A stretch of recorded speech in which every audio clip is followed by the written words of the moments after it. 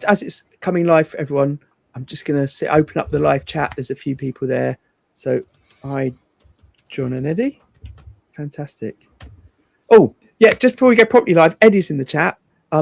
Eddie from Electric Lady Guitars Devon, he sent me a drawing for a template he wanted to make to go on the back of a guitar, basically a Strat route, a Strat cover for where the tremolo route is, but he wanted it slightly recessed. So the idea was I'd make a 3D template jig so he could route it, and then also use a different jig that fits perfectly to cut out the matching template cover.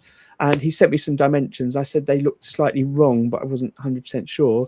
And I just today spent 20 minutes looking around, and it seems like every single person, every single company makes those covers slightly different sizes.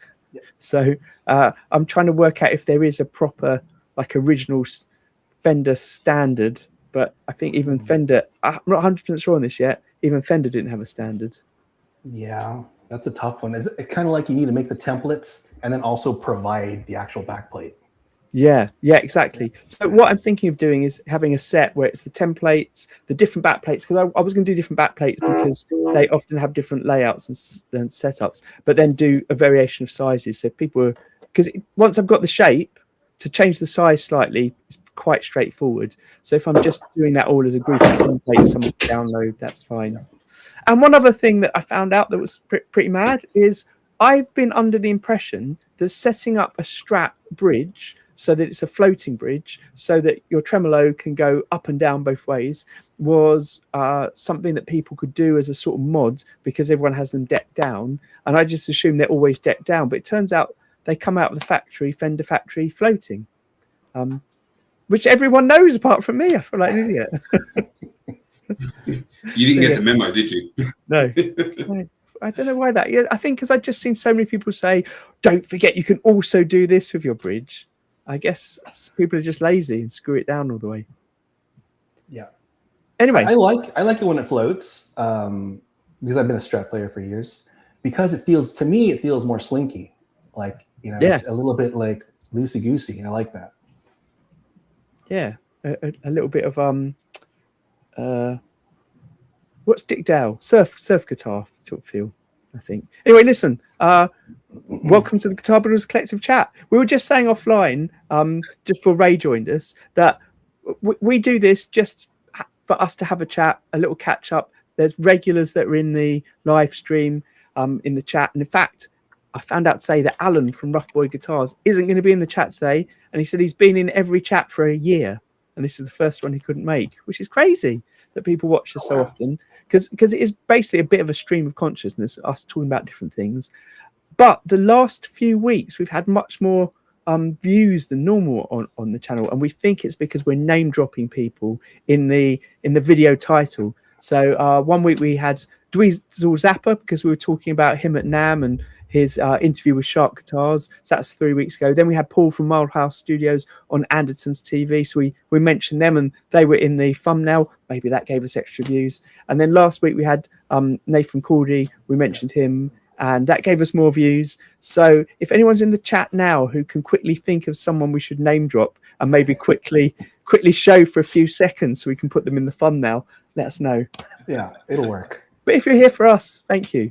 We've got Ray's back 2 weeks in a row. This time, internet's all sorted. Ray used to be here quite regularly, but because he's in Australia, me and Mark are in America, and because of the current situation with the time zones, it's quite hard to find a time when we can all fit in. You're not in America, Daniel. You're just tired. Did I just say I'm in America? Yeah. But we're getting suggestions of mentioning Jeffrey Epstein. Thanks, Owen. In the chat. Oh, good God. But that's just going to tank us. Yeah. I'll tell you what, I am pretty tired. It's half-term week here, which I thought would be great. I'll get some days where I'm with the kids or, you know, not with the kids the whole day, but doing some stuff with them. And then what I'll do, easy. I'll do that in the day and then I'll just work in the evenings. That'd be sensible. Of course, I can have the energy to do that, but I don't. There you go. Yeah. So expect more weird things like that to be said. Hey, look, while we're mentioning Nathan Cordy from last week, can I just read out a comment that someone put on the channel, on the video? And what I'll do is I'll share my screen at the same time, because if you remember, one of the things we were talking about last week was that Nathan Cordy had done a video about blindfold tests on guitars. And in fact, that's slightly what we talked about with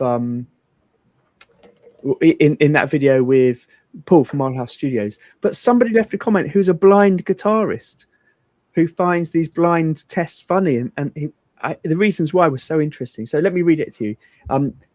Clarity in Minor Details is the name of the YouTuber. So hello, if you're watching Clarity in Minor Details. So I am a blind guitarist and seen both these videos on YouTube.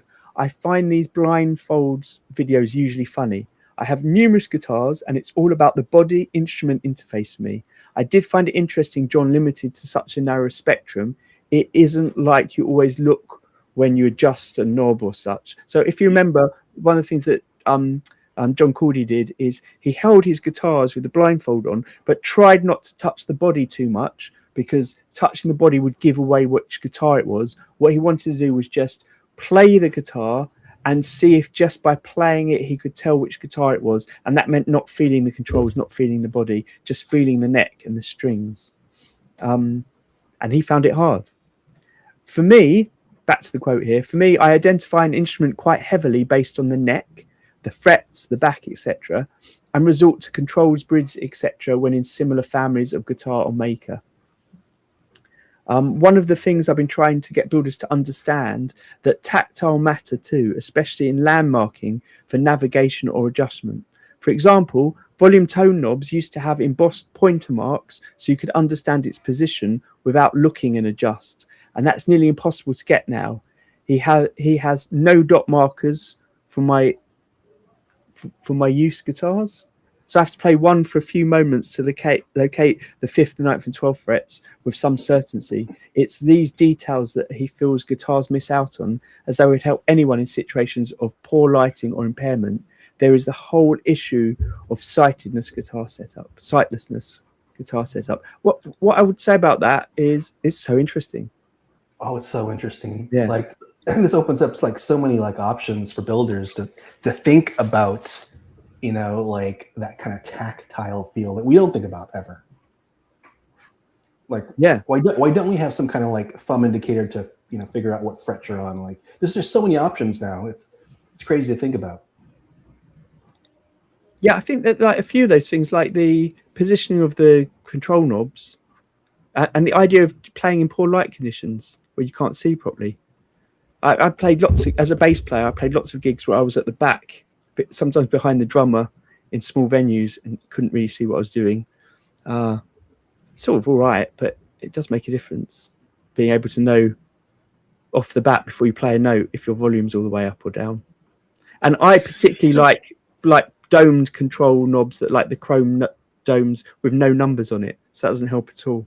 The ones that have the little screws or Allen keys in it, they're quite good, because then you can see that little screw as an indicator of where it goes, but otherwise got no idea. Yeah, I don't think the I mean, like, so many players play differently. Like, I'm one of those guys that, you know, all of my tone knobs and volume knobs, they're just always dimed. In fact, a little secret is on the vast majority of the guitars behind me and downstairs, the tone knob's actually not connected. It's just there to look pretty. But for me, the fret markers. So I've got a guitar here that has no dots on the actual, no fret inlays.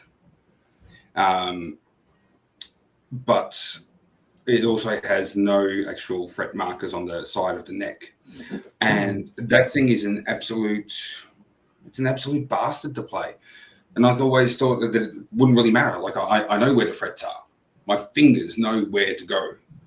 But it's actually amazing just how much I actually rely on my side to get a quick reference to make sure I'm in the correct spot in the first place. So it is an interesting point that he brings up. Yeah. You know, the issue is volume and tone knobs are round. Like if they had a shape to them, then you could easily just by touching them or looking at them determine like where you were 1 through 10 or whatever. Yep. So for someone who has like some kind of visual impairment, or for just someone on stage, it would be kind of cool if you had something tactile where you touched it. Yeah, there you go. There you go. Chicken knobs. Are they called chicken knobs because it looks like it's meant to look like a chicken head? Yeah. Yeah. Is that right? Yeah.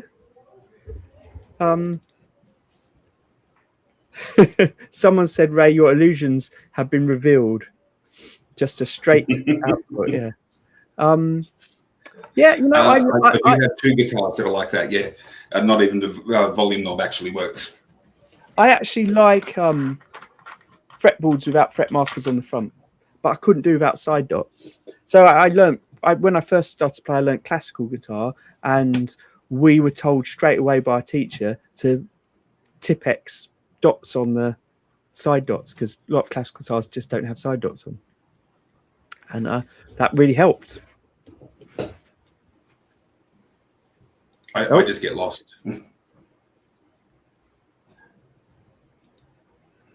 Sorry, I'm getting lost in the chat now. Oh, we've got 16 people with us live. Welcome, everyone. Yeah.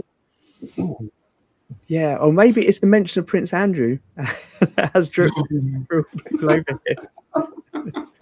Hey, but we were going to talk about some other things today. So one of the things we're going to talk about is just to sort of give some sort of context. The 3 of us are here chatting away, but we have a Discord, and on the Discord I just use it to share the links for each week, and sometimes we talk about topic ideas.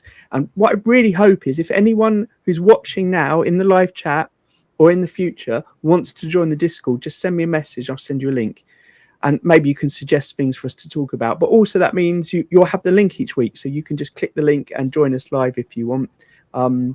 It's sort of open for all.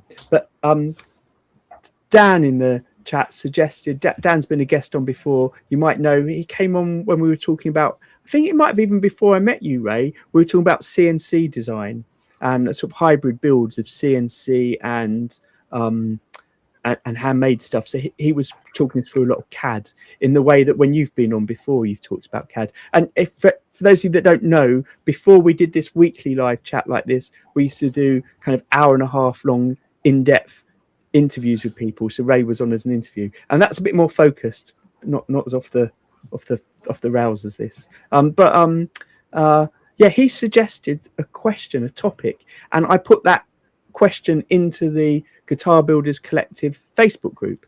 And basically it was why some of us are trying to make a living out selling guitars, but most of the people that watch this or on here with us regularly are just hobby builders. So why is it, if we're hobby builders, that we just make so many guitars? Because we don't need that many guitars. We're not making them to sell. Before I share the results of what people said, sorry, I'm getting distracted by the chat. Before I share the results of what was said on Facebook, Ray, I always like your stories to why you built guitars. I don't know if it's apocryphal or true, but can you tell us a bit more about that, maybe?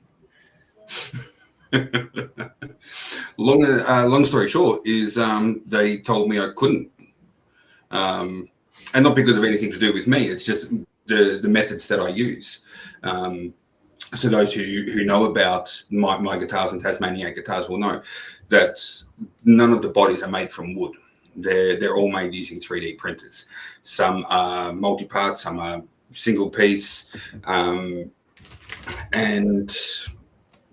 yeah, essentially everywhere I kept reading was no, it can't be done. It's going to flex. It's going to buckle. It's going to bow. It's going to sound like crap. It's going to play terrible.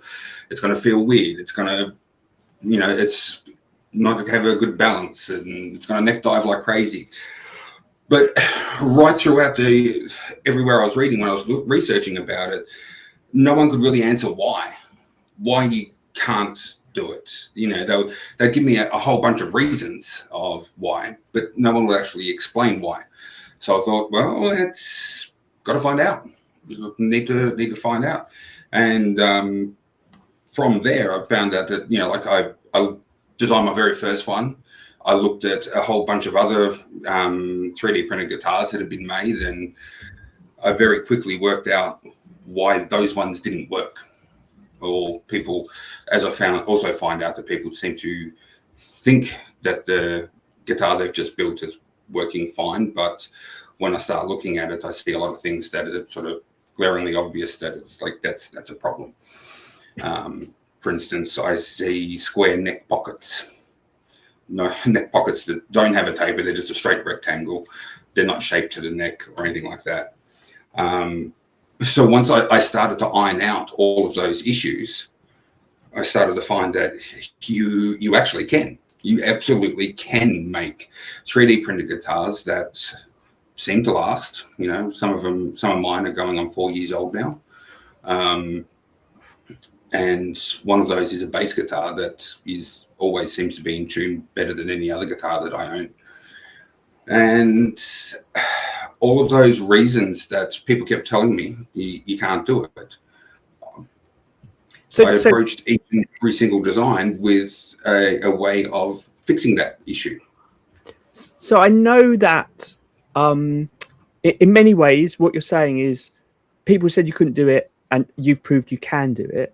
But I know that you are also working on other things like doing the acoustic build, trying to work your way around that to find a really successful 3D printed acoustic build. And I know you're working on the necks as well, a good way to 3D print necks. But we've just now you've shown with just the standard sort of electric guitars that they can be done. Why do you keep doing the designs for those? I may have proven that it can be done, but that doesn't mean that there's still I can't improve on what I'm doing. And I have a tendency to I don't like to build the same thing twice. Right. If I build the same thing twice, how can I explain it? The second time around, I'm not as invested. The novelty wore off the first time, and now I'm just fixing my fuck ups, basically, pardon the French.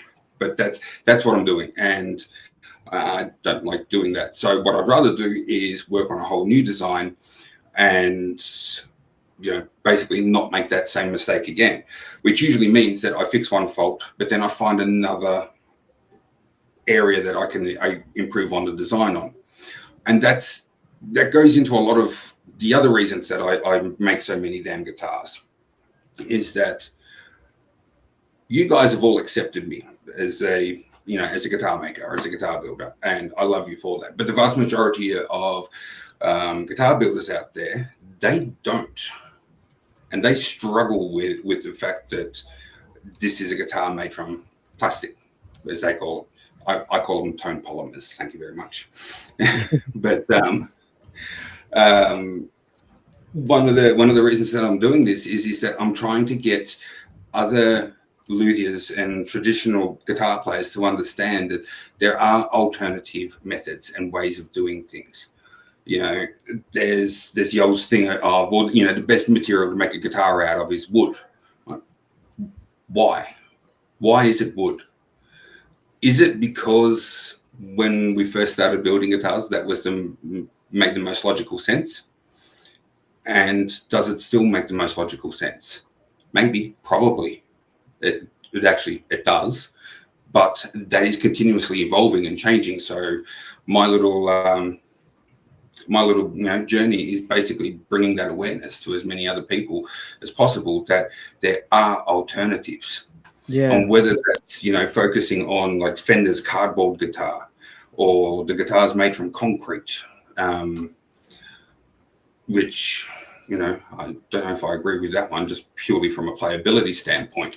But there's someone on an alternative podcast who specializes in concrete guitars who's saying these bloody 3D printing guitar people won't accept me because of my material. So yeah, don't diss another material. No, but you know, there's the looking at that, let's focus on that for a second. Is okay, a concrete guitar. You know, the first thing instantly is that, well, that guitar's going to be too heavy to play. Well, yeah, if you think about it, it is going to be too heavy. But what if there's a way that you can make it that it's not too heavy, right? Only someone who, you know, knows a lot more about concrete than what we do is going to be able to answer that. And I'd love to see someone go down that journey that I did, using alternative methods again. I used to work Anyway, for an architect who sorry, but- specialised in using concrete, and I used to mix his concrete for him to make his sculptures. And concrete's fascinating because there's so many different ways it can be made and different versions of it. I'm not an expert enough to know how to make it lightweight, but I'm assuming you can hollow bits out and things like that. I think I've mentioned before how fascinating I find concrete because of new developments on concrete. I mean, you can get self-cleaning concrete, self-healing concrete. It's just such a perfect material for building buildings with. But when you were talking about, do we make guitars out of wood because they've always been made out of wood, my first thought was, well, do we make guitars out of do we make houses out of mud anymore? Well, of course we don't. Because we've got better materials for it. And I feel like there are so many better materials than the materials we're used to for wood because of, as Mark's talked about before, sustainability. So even using bamboo, for example, which is, I guess, a sort of wood, is it is something that's frowned upon by a lot of guitar makers or guitar players, but it's just ideal for a world like this. It's really pretty too. It makes sense. Pretty to look at. And on the topic of concrete, let's not forget Arium. So Aristides, right? They make guitars from molds out of their Arium material. And the way they figured out to make it lighter is this Arium material is basically a resin, but they introduce air bubbles into it. So there's like a billion air bubbles inside their resin material, and it just makes things lighter, but it's not actually light. I have one, and it's actually quite heavy. But I think that, you know, that's a great material because of two things. It can hold a screw, right? Because that's an important thing for the material for a guitar. It can hold a screw. And two, can you sand it and chisel it, right? Can it be carved out? And those two things are things that Arium can do. So I think it's a fantastic material. I think it's way better than going the concrete route because I think they've already figured that kind of stuff out. Yeah. I'm just seeing in the chat what some people talk. Well, we've gone off topic slightly, but we're talking about materials, and that is valid, right? Experimental materials. Just say to Owen saying he likes building out of wood because wood is one of the rarest materials in the universe. We know that diamonds are everywhere, all across the universe, but Earth's the only planet with wood on. I would hazard a guess that Earth's the only planet with guitars on as well, which is also a crazy thing to think about. Okay, this is my tired brain. I apologize here. Hey, Mark, what is it that brings you back to making guitars all the time? Oh man, I've said this before in this live stream. Like I've been going through an existential crisis in terms of like purpose and guitar building. So I've been like thinking about this a lot, and I think I'm probably going in a different direction than everybody else as to the why. And I still don't know the answer. I don't know why I do it, but I think it has something to do with the fact that I got these ideas or concepts, and some of them are really just terrible. But these concepts or these ideas, they're not tangible in any way, right? So like I got to make them tangible. I have to make them so that I can hold them and touch them. And that's one reason why I build guitars, because I want to touch these ideas. But there's the second thing, right? There's this idea of building where we talked about it being meditative, right? I think time slows down when you build. I think wood demands patience. I think glue needs to dry. Finish and lacquer needs to cure. Your chisel demands you don't rush. Like there's this idea that like in this algorithmic age that we live in, slowing things down is kind of like a good thing and it's really helpful. And so there's that building aspect of it. But then there's also kind of like this idea, like I could take off my luthier hat and put on my guitar player hat, right? And the guitar player, or most guitar players, just accept the guitar as something handed down by companies and handed down by history, right? And they accept it. But you know, you put your luthier hat on and you're just like, well, we don't accept it, right? We ask questions and we see that guitar that we're looking at, and all we see is decisions, and all those decisions had compromises, right? This is what Ray's talking about. Why did they use wood? Why did they do this? And every decision has a compromise, and we see those compromises. And I think we think that we can sort of improve on that. I don't ever think that I can improve on it, but I think we can take those compromises and minimize them. So there's a whole bunch of different reasons that are just kind of floating around in my head. And I mean, those are a few of them. I mean, anyone that's watched regularly will know when we talk about innovative guitar building, you often cite other people like Ken Parker, and there are these people out there that are inspirational and change things. I kind of like the fact that we're in a world now where you can suggest things, Mark, on your YouTube channel and not have to worry about having a business to make these things, because you put it out there potentially for other people to experiment with or use as well.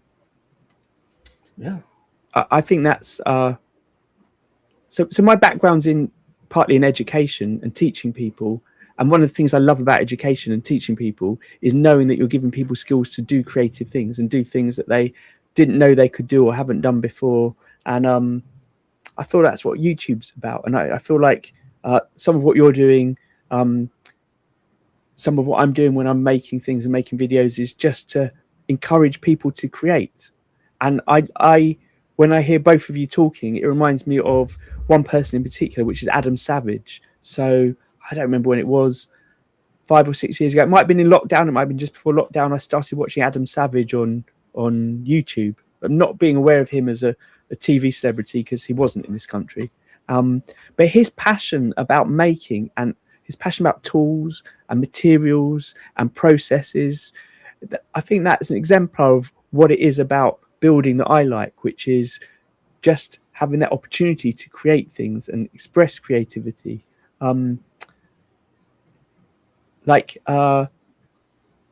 heard that there's an educationist called Sir Ken Robinson. He passed away a few years ago, and I heard him.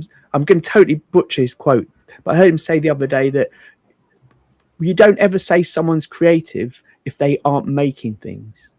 Like, you can't say someone's creative because they've sat around all day thinking about being creative. People who are creative have to physically make things. So you can be full of ideas and things in a different way, but being creative is a physical thing. It's a making. It's a tactile thing, and that's what I like about doing stuff about life is the physical making. That's why I make guitars, I think, just the physical making. I don't know what I'm getting at here. I was trying to think earlier about why it is I make the guitars.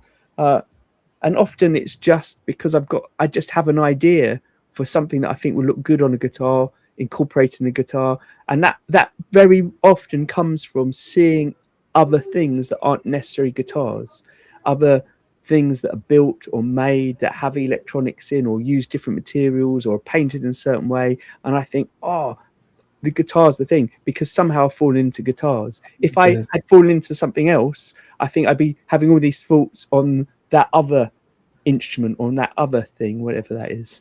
That happens to me all the time. It's like, I know that a lot of you guys are really into wood, and you see a piece of beautiful wood and you think, oh man, I got to build a guitar out of that. That doesn't happen to me. But a lot of times when I'm like driving down the road and I'll see like someone on a bicycle, I look at that frame and I go, that could be a guitar. Like, those are the type of things that make me think like, well, man, it's aluminum, it's lightweight, or maybe it's the titanium. It's got this really great, these cross sections. Like, I see a harp in there, I see a guitar. I just see guitars in everything. And I'm pretty sure we're all the same way. Yeah. I'll talk about someone that's into wood. Paul from Mile House Studios is here. Hey, in the chat. Yeah, hey. So I don't know if you're here from the beginning, Paul, but for some crazy reason, which we all know, we've had a few more views recently, and that's partly because of mentioning you in a video, and Nathan Cordy and Dweezil Zappa. So we're trying to think of the person to mention today. So if anyone's joined late to the day and has someone that we should mention and drop into the live stream, let me know. But in the meantime, I'm going to share my screen, and on my screen, I'm going to share, if I can, the Facebook page. That's the wrong one. Here it is, with a poll that we put up with that question of why people are into building. Hey, let me read it all out. I'm sure you can all read, but if you're someone that's just listening along, as we know from last week, that might be the case. The question was, Dan Niziolek, Dinzy on YouTube, suggested a topic for the live stream. He said most of us are not making a living from building guitars, and he would guess most of us have plenty of guitars. So why do we continue to build? So the points I put up, and this is the order of popularity, were: we build for fun, we build to improve building skills, to try out new designs, to hone an existing design. I think I'm like Ray in some ways. I don't like always building the same thing twice, but I personally have 3 different models or 4 different models now that I've come back to. Some of them I built 10 versions of, some of them I built 4 versions of, and every time I can't keep it consistent because I want to change it. So it's always evolving every time. I've put this point down, which a few people said, to build a model I don't own and can't afford, because I 100% know we've had people on before and I've asked them, why is it you got into guitar building? And they've said, I wanted a particular Les Paul, or I wanted a particular SG, or whatever it was, and I couldn't afford it, so I thought I'll build one in that shape myself. Can you scroll down somewhere? I want to see some of the other options. So some of them are to sell, and other reasons, let us know in the comments. I'll read the comments in a minute. But Ben Clark added, creation in the workshop is my happy place where the cruel world just melts away, which I think is akin to what you were saying a moment ago. Mm-hmm. Yeah. So, I don't see, like, one of the other ones that was on my top of my list was just the love of music, right? And then another one would be like tone chasing, right? Where you kind of sort of like after a specific sound. And then also, I don't see fortune and glory on there. Yeah. There's only a few that make it to fortune and glory through guitar building, I think. Do you know, though, that point you just said about the sound, the tone chasing and the sound, it comes back to, I mean, maybe it's just me interpreting all the people we speak to, but it comes back to me, for example, with my guitars. Obviously, the sound's important. The playability is essential. They have to be playable. They have to play well. But it's the look. Mine are all about the look and doing something different with them. There's a million guitars out there that play well and look the same. I want mine to play well but look totally different. But I never think I want my guitar to sound like the best guitar,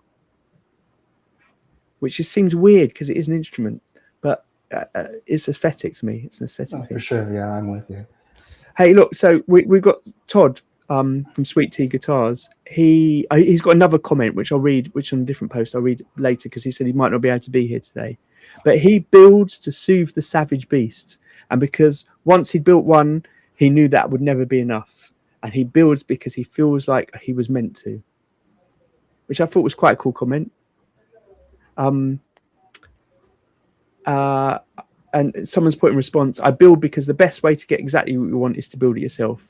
And because my life and priorities will never allow me to be the guy up on stage entertaining, but one of my guitars being up there would be much better, in my opinion. I feel the same. Seeing someone else play my guitars who can play them well is more exciting than me being able to play mine well, because, and I've seen some other people say this, and some people said it in the live chat today, when I started building, it put me off playing, in that I know some builders, and I've heard Paul actually from Mildhouse talk about this, it's important to be able to play well. I get that, but given the choice of spending a couple of hours or even half an hour doing a little bit of practicing or half an hour more building, I'd much rather build. And my sort of mindset is I can't do the thing I don't want to do. And what I want to do is build. So sometimes I've come in here before with my guitar out to practice, and I've got immediately distracted by something else in the workshop to work on. The trick, Daniel, is multitasking.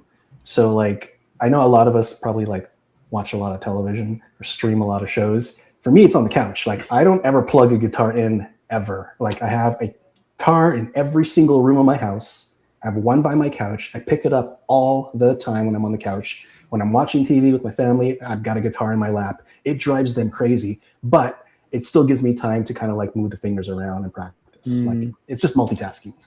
I mean, that's where streaming is a problem, because they took away the commercial breaks where you could actually turn it up. Yeah.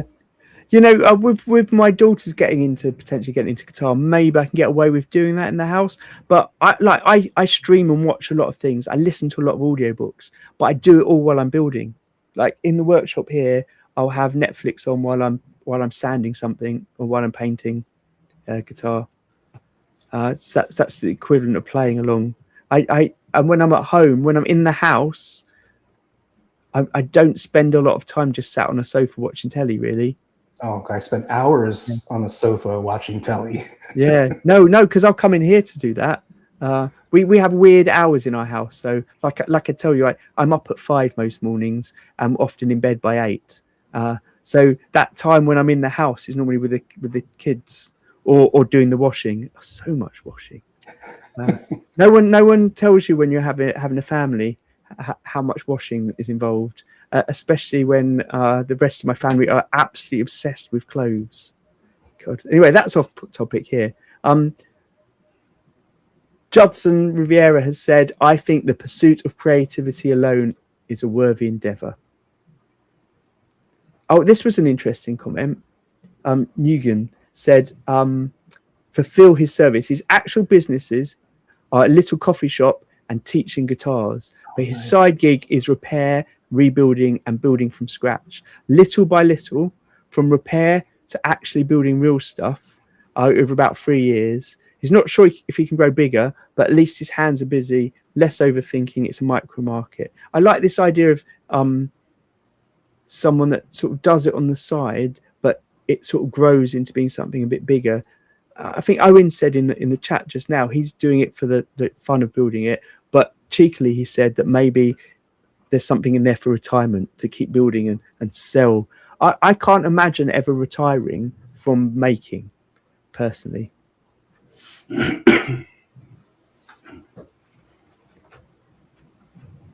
Sake said, I kind of stumbled into doing this out of personal necessity, and the guy I started working with needed someone who could do what he couldn't do. Immediately discovered that it's what he should have been doing all along. I was just good at it, had a huge love of guitars. I needed the escape from the regular grind work. Combining every skill I had accumulated over the years just made understanding the nuances of putting it together a quality instrument more obvious to me. So he stuck with it. We've definitely had people on before who have sort of started doing it as a thing, as a distraction from everyday life to do in their spare time, and how much that ends up taking over. Jamie said, I love the creativity, the challenge, the problem solving, and simply the process of making something and trying to do it a bit better than last time. It's like a never-ending quest for the ultimate drive pedal.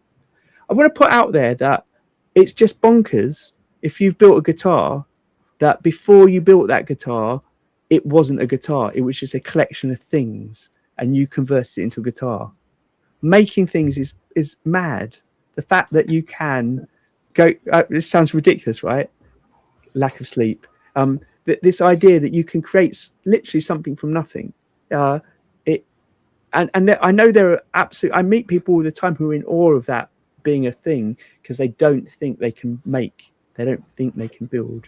But often it's just they've never done it, never tried doing it, or never been pushed through that barrier of unknowing or being told in the past that you can't do something. Does that make sense? Yeah. Makes perfect sense to me.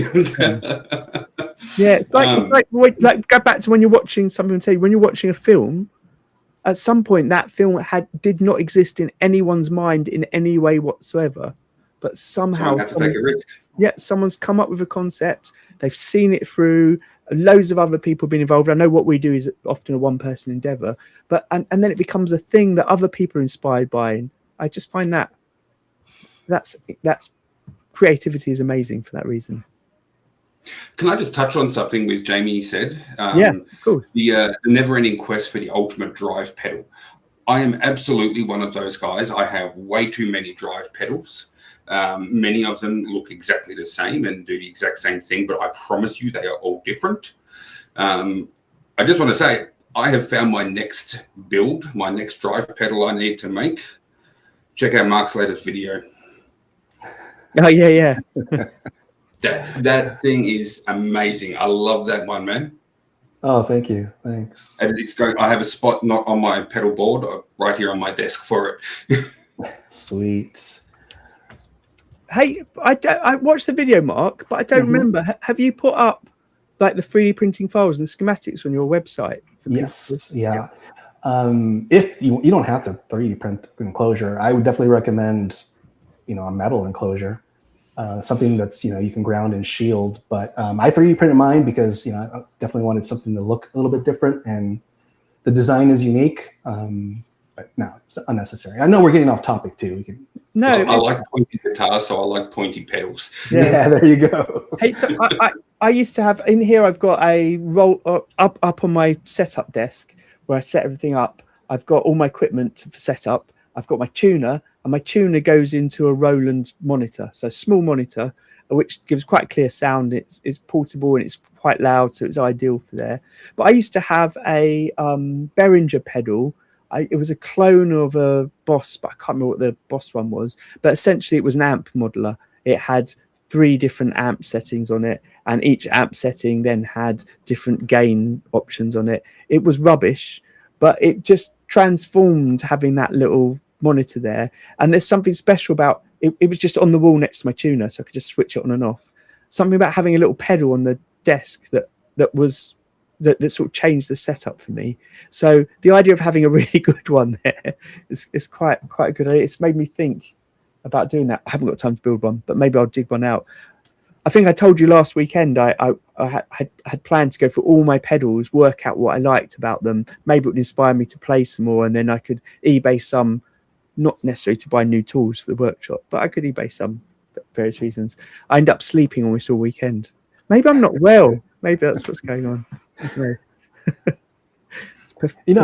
I'm so sad. I didn't know, one, that obviously there's a Facebook community, and I'm not a part of it, right? Because I can't get on Facebook because I was banned.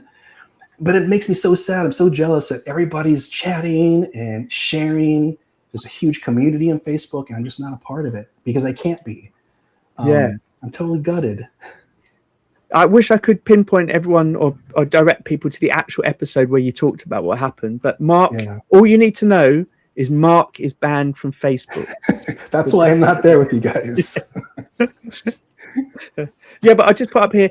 Unfortunately, I can't. There's a link in the video description, but because of the way the Facebook group was set up, at the moment there isn't a simple link that I can describe to you. So it's easier to search for the Guitar Builders Collective group, or just go to the link below. But I can't remember how many people are in the group now. I'll be able to tell you in a minute when I pop out this post. But I think it's like 1,500 people, and there's a lot of regular posts on it.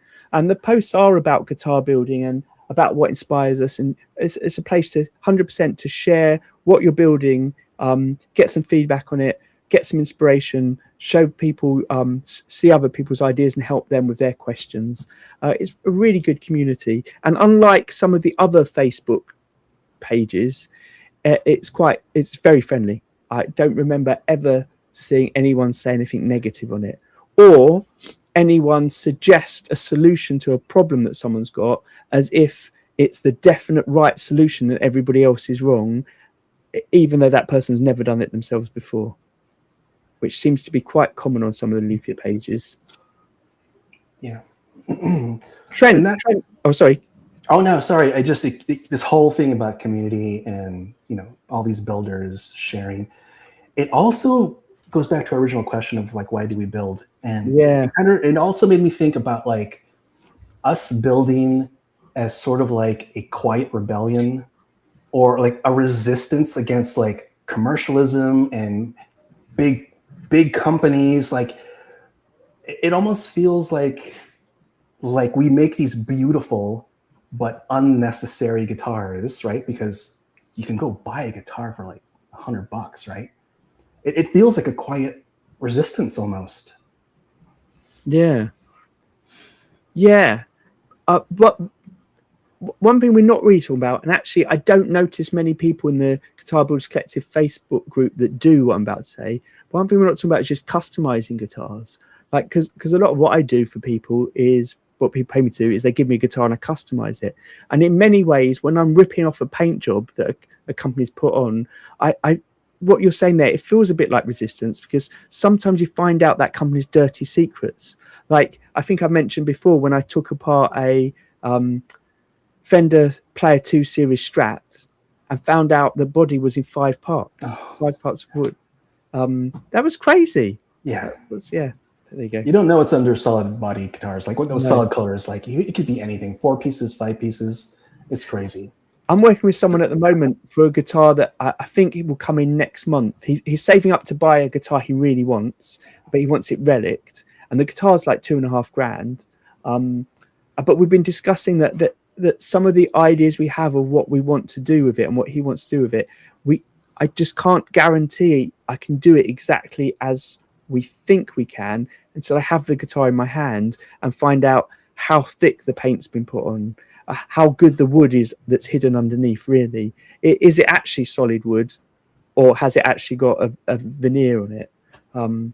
See, that now it's starting to make sense, like what I just said, because you have these big companies. I'll just use Gibson as an example, right? Who sell these really very expensive guitars, yet the quality control and the price are basically disproportionate, right? They're not the same. Yet we as luthiers can offer pretty much higher quality at the same price, if not slightly cheaper. Yeah. Like that's the resistance. That's the rebellion. I mean, I would 100% offer to this guy to make one for him, but I know he specifically wants this Ibanez model. And what he likes about it is Ibanez don't do relics in the way that he wants, especially with this model. Actually, I don't know if they do relics. I don't think they do. So he wants to see a relic Ibanez, which is fair enough. Totally fair enough. I don't know what happened till it gets here. Hey, look, I've stopped the screen share because we were chatting so much, but let me just read out what Trent said. Trent, I make everything for myself. Kitchen cabinets, bathroom vanities, bedroom sets, desk tables. In my house, if it's wood, I made it. Buying something cool is just cool, but making something cool is awesome. Brilliant. Yeah. Most people say, what do you think of my guitar? But here we all say, what do you think of my guitar? I think that's excellent. I love that summed up. I like that because, like, you know, we're builders and maybe some of us play too, but you don't have to be like the best shredder in the room if you can build the room. You know, like I like that a lot. Like you can. It's just crazy what you could do when you're a builder. Like you can build anything. Yeah, I remember going to a friend's house once and they were saying, oh, look, my husband just built these shelves. They're amazing. Come look at it. But what she meant was my husband's had just put up these IKEA shelves on the wall. And yeah, it's fine, you know, there's a lot of pleasure in building IKEA furniture for a lot of people. I had a flat. It's really no different to a parts caster at the end. Yeah, exactly. I had a flat, a tiny flat I lived in. It was full of IKEA furniture. But almost every single bit I'd hacked somehow. So I cut it or added bits to it or painted it differently or assembled different bits of furniture that weren't meant to fit together to fit in these tiny nooks and crannies of the flat. And IKEA is ideal for that because exactly like you're saying, Ray, it's buying the parts in and not having to build the skeleton, the framework of it, but still have the option to be creative with it. I've just seen in the chat, Spike. Welcome, Spike. I'm so glad you're here. He's actually at his wife's birthday dinner listening discreetly to us. Like, I just feel honored that people listen to us. Well, no, that's wrong. I know why people listen to Mark and Ray. I feel honored that people sit and listen to me. He's just registered Sparkle City Guitars. What a wicked name. Nice. Congratulations. Yeah. Yeah, I think that's a good point. I wonder if I would be invested in building multiple guitars in the way I ended up doing and then setting up as a business if the community wasn't so interesting. Because when I first started doing it, it was so I used to make art for galleries because I studied art. I made sculpture at college, couldn't afford to make the sculptures I wanted when I left college, so I started drawing and painting, and when I put them in a gallery, I just felt like a absolute fraud because I didn't like my work very much. I felt incredibly uncomfortable talking about my work. But at the same time, I was playing in bands and painting on my guitars and chopping up my guitars. I thought, I'll see if I can do this for other people. And started the YouTube channel around that time. And I think that the sort of the feedback I was getting from people on social media was very different to the sort of feedback I'd get in a gallery showing my artwork. And it felt made me feel much safer and more comfortable. So yeah, so the community is why I build as well, I think. For me, it's I absolutely I wouldn't be doing anything if it wasn't for the community. I mean, it's like the vast majority of the reasons of why I do actually do this is because of that community. Firstly, that community told me I couldn't do it. Then I proved them wrong. And then secondly, that community is exactly the type of people I am trying to reach out to and sort of go, hey, think about things, look at other alternatives. And it's definitely interesting to see, like there's a huge disparity between the different types of communities out there within this guitar world.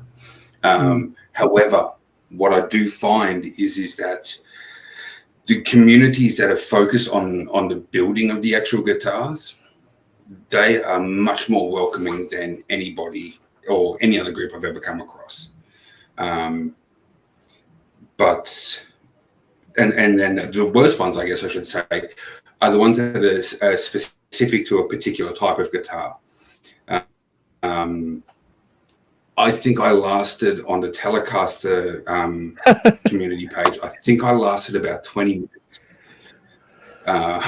before I was banned. I'm glad you said that, because as soon as you said a specific type of guitar, Telecaster came into my head, because one of the things I've done I don't have time to make YouTube videos anymore, but one of the things I decided to do is I've got a number of different videos which cover different things, but you could take little bits from each of those videos and make a more succinct one video. So for example, I've got multiple videos that include things about Telecasters, but I pulled elements of a few of those videos together and made little short compilations that I put up recently that focus on Telecasters.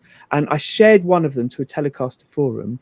And as a sort of a sort of joke, I just described in my little description in the post about how bad the original design of a Telecaster bridge was because you can't intonate it properly.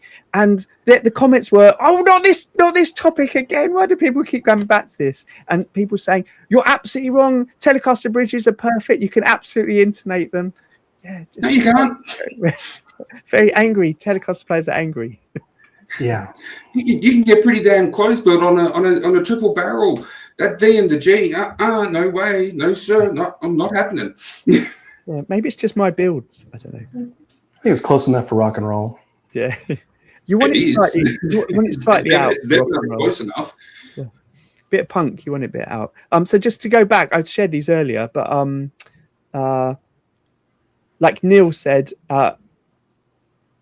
I'm just enjoying building. No, I've clicked on the wrong thing. Yeah, no, it's Owen here. I'm just enjoying building and the acquisition of tools, but it's also planned towards retirement, supplementary income. I mean, tool collection is a totally valid thing, I think. And then we've got John here who said, I'm over 10 builds. For me, it started as a learning process, and then I had more fun than actually playing them. I can actually get that idea of, I think I mentioned that before, that the buildings may be more fun than playing for a lot of us. Like, why do we? I guess another question is why does anyone start playing guitar? I know exactly why I started playing guitar. I started playing guitar because I wanted to learn to play saxophone, and there was no space in the saxophone lessons for me, but there was space in the guitar lessons, so I took that up. But I didn't have an aspiration to be a rock and roll guitar player or anything like that. You share the same origin story as Alan Holdsworth. Oh, really? He wanted to be a saxophone player, and I guess his parents couldn't afford a saxophone, so they bought him a guitar. And obviously, like Alan Holdsworth plays, he's like amazing. Like he does just the most amazing guitar player. So he plays as if it isn't even on a guitar. I mean, he plays like it's another instrument. So that was always helpful, I guess. Maybe we should drop his name in. Why does Alan Holdsworth play guitar? And people can listen for nearly an hour just to find out. When I hear you on this one. I just want to say one thing then before we finish about guitar building, because Eddie's put this in the chat, which is a little bit sidestepping our topic, but something that always like fucks with my mind. I've almost finished my first lefty version of an Electric Lady model. Has anyone else done a lefty from scratch? I definitely have to double think each step of the way.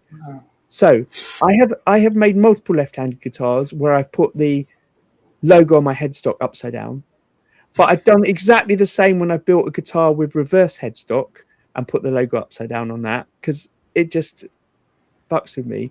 But I recently was making a left-handed guitar and I absolutely got it right. I got the logo right. I was really proud of myself. Then I put the side dots in on the wrong side of the guitar. That was a killer, because that was a bit harder to cover up. So the left-handed guitar that I made not long ago for a certain someone. Oh yeah. When I finished one of the iterations of that, it had done my head in so badly, because I kept looking at it and going, it's wrong. No, actually it's right. No, it's wrong. No, it's right. No, it's wrong.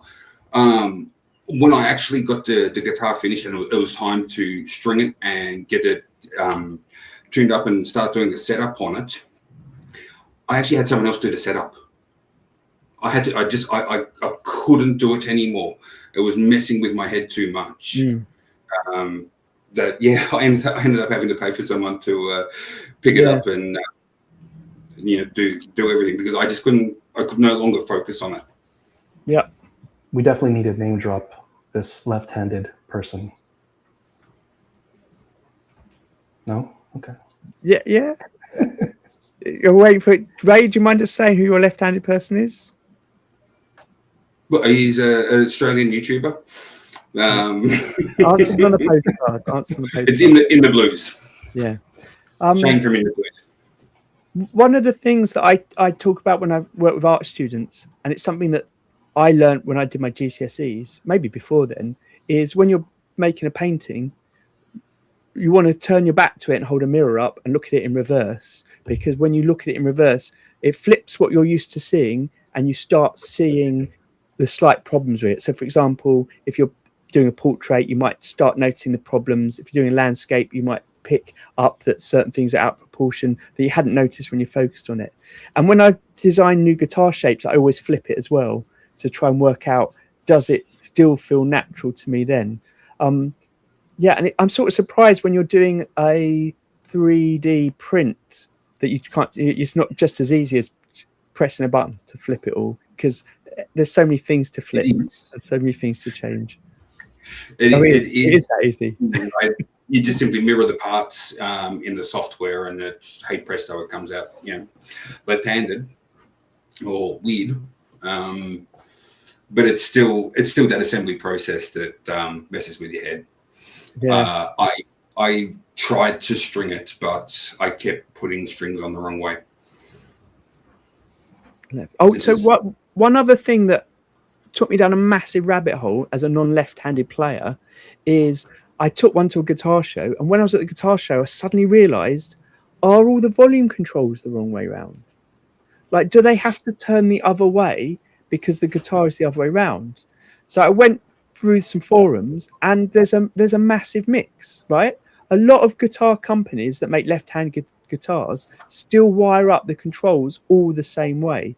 So in effect, the controls turn the same way they would do if you're right-handed, so they're back to front for a left-handed player.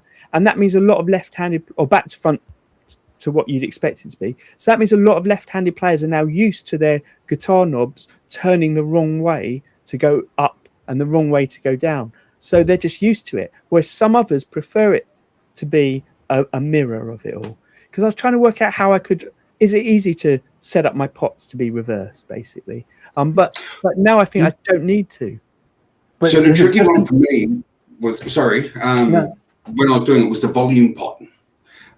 Because of course you can just simply move, from pin 1 to pin 3. for all of them, and it spins the other way. But on the volume pot, you don't change the taper. The taper still basically on a left-handed guitar, you wire it the same way. When you start to roll that volume off, it's sort of like it's the first half. There's very little change, and then basically the guitar just goes dead. So exactly. I did get a left-handed taper. Yeah. But then some players wouldn't want that. It'd be worth asking Shane what he experiences, because he must play a lot of left-handed guitars. I did ask him about it, and he's just like, it doesn't really matter. I'm so used to it. Yeah, fair enough. But my thing was, he says, no, don't worry about getting that. I'm just used to it. I'm like, well, it's already on its way. When I started thinking, do I need to reverse it? I went down a rabbit hole trying to find like a standard Fender Strat knob with the numbers the wrong way around on it, and that doesn't exist, or at least I couldn't find them. You're messing with my head, Daniel. I'm having problems visualizing this like backwards. Are the numbers on a knob then not the same for left-handed? If you reverse if you remind me now, it's too late at night. I should be asleep. If you're turning your guitar, if you're turning everything the wrong way, the other way, so you're expecting, instead of turning clockwise to make your volume go louder, you're now turning anti-clockwise to make your volume go louder. The numbers have to be reversed. Yeah, they do. Yeah, they would have to be reversed. That's a cool guitar, Mark. Oh, thank you. Right, we've gone on way too long. Yeah. But thank you, everyone, and thank you, people that are watching. It's very kind of 16 or 18 of you at one point, or maybe more, to have sat through that. And if you don't know the Facebook group and you're not banned from Facebook, do go over there. One of the other things about the Facebook group is in the group there's tags that are built in, so you can tag your post if it's part of the Yergs Cup. And the Yergs Cup is a sort of community build where everyone's building the same theme of instrument. This year it's hollow or semi-hollow body electric guitars, with an aim of sharing your build process. And that seems like quite an exciting way to encourage creativity, encourage you to build if you're stuck in a rut in any way. Great. Now, listen, I'm not here next week, so we won't do a live stream because I'm at the Birmingham Guitar Show. And it turns out loads of other people are there as well. So I know, at least in the chat, Paul and Owen are there. I'm not sure if anyone else in the chat's going to be there. Alan, who's normally in the chat's coming. It's going to be brilliant. So who knows? Maybe Friday night I might end up doing a last-minute live stream from the pub, but I doubt that. I don't know. I'd love to go round and film at the show, but from the point of view of the luthier, looking at all the different things I like about the different guitars. But I just don't have time to edit videos. But I'm walking. My aim of this show is to meet loads of people who I've liked their work and have spoken to online but not met in person, but also to actually play guitars, because normally when I'm at a show, if I'm exhibiting, there isn't time to do that. And I want to feel the difference in the quality of necks and things and builds, and just so I can reassure myself what I believe is true, which is that most boutique guitars that you pick up are going to feel better than most factory guitars that pick up. Yep. If I come back next week and 2 weeks' time and I look sullen, it's because I've discovered that it's not worth it, and Gibson are the best. Yeah, but I don't think that's going to happen.